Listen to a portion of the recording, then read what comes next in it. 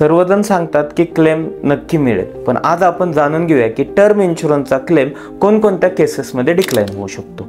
6 गोष्टींमध्ये तुमचा claim decline होऊ शकतो। पहिली गोष्ट आहे की तुम्ही टर्म इन्शुरन्स घेताना चुकीची माहिती, फ्रॉडलंट इन्फॉर्मेशन कंपनीला देऊन जर टर्म इन्शुरन्स घेतला असेल आणि हे पुन्हा निदर्शनास आल्यास तुमचा क्लेम डिक्लाइन होण्याची चान्सेस जास्त राहतात। दुसरी गोष्ट आहे की आत्महत्या।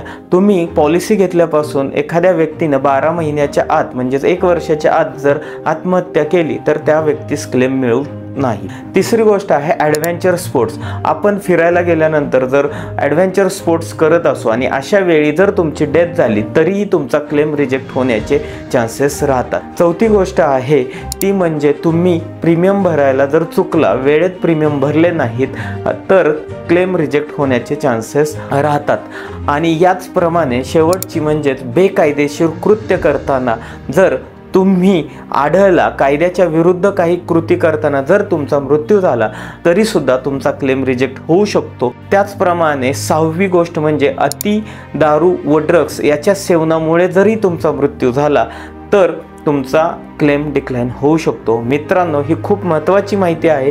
ही तुमच्या मित्रांबरोबर शेअर करायला नक्की विसरू नका आणि अधिक माहितीसाठी आम्हाला संपर्क करा।